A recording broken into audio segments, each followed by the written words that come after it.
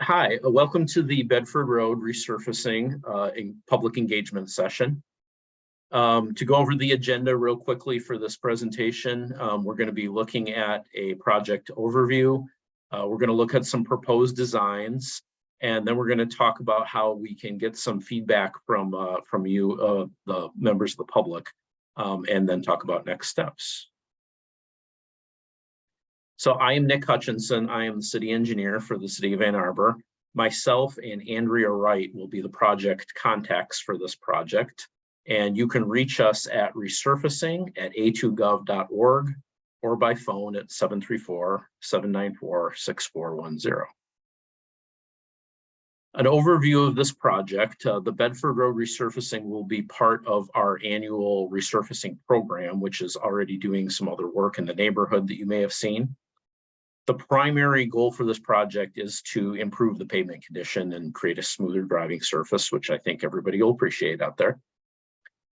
In addition to that, we will also be doing some more ancillary work, such as replacing some inlet structures and maybe a little bit of curb and gutter here and there. And the purpose of this presentation here is to get some community feedback for updating the current configuration of that stretch of road. And we'll talk a little bit more about that in a little bit more detail in a moment. Looking at the project timeline for this, right now in summer of 23, we're looking to do some public engagement and get feedback from people.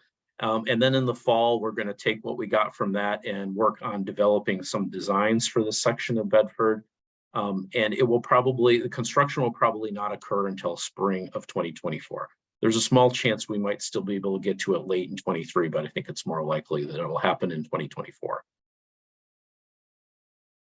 So the section of Bedford that we are talking about here at this meeting is what is shown here on the right. This is the section of Bedford coming off of Washtenaw, going up to Londonderry, the boulevard section of it here. Now, Bedford Road in this stretch here is currently configured somewhat uniquely, which we discovered when we started to gather information for the project. In that it's a boulevard, it's configured as a boulevard, but there is two-way traffic allowed on both sides, which is a configuration that we've never really seen before and frankly didn't know was here at this location. But this configuration is very atypical. Not particularly safe, and really needs to be modified to match more modern standards. And we're going to look at some options for that coming up here. So we've come up with a couple different ideas of things that could be done out here on Bedford. The first one would be to convert this stretch of Bedford into more of a typical boulevard, where there would be one-way traffic on each side of the boulevard. Instead of two-way traffic. And in this option, there would not be any in this option, we would be able to have on-street parking. There's currently on-street parking is not prohibited, but with each side being two-way, currently, there's really not room for on-street parking, so it really shouldn't be allowed out there. But under this configuration with just one-way traffic on each side, there would be enough room for maintaining on-street parking if that's something that's important. Looking at option 2, this would be to eliminate the boulevard altogether by removing the pavement from one side. Particularly, we'd be looking at removing the pavement on the east side. Then we would leave the road on the west side. We would resurface it, obviously, and leave that as two-way with, again, no on-street parking there. And then we would extend the driveways from the properties on the east side all the way over to that west side, and make that essentially a single two-way street.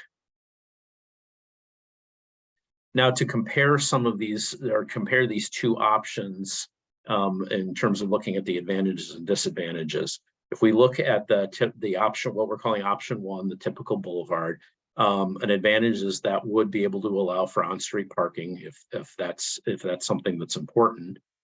Some of the disadvantages to option 1 is this would actually be more expensive because we would have to repave, what is essentially 2 parallel streets instead of just one. And in the future, that would incur more maintenance costs because we would have to maintain more pavement. And it's also more impervious surface as well.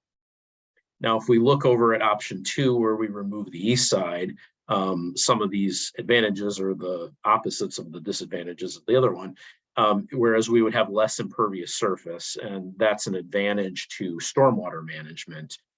We would have more opportunity for stormwater to permeate into the surface, into the ground, rather than going into our storm system.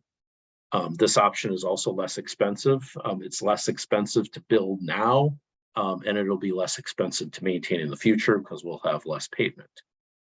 This option also creates space for future landscaping, probably primarily in the form of maybe planting additional trees, or potentially a future sidewalk should that be desired in the future.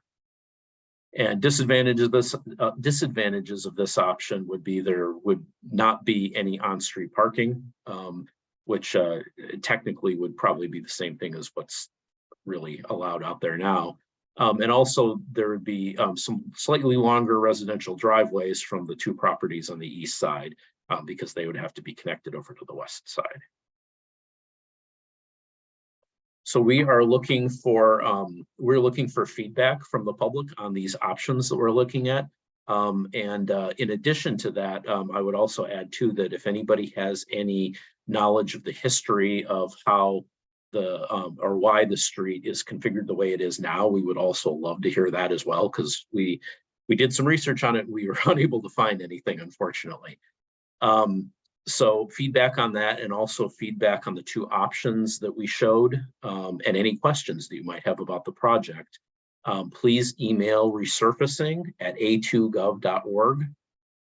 As it shows on the screen here, that's resurfacing@a2gov.org.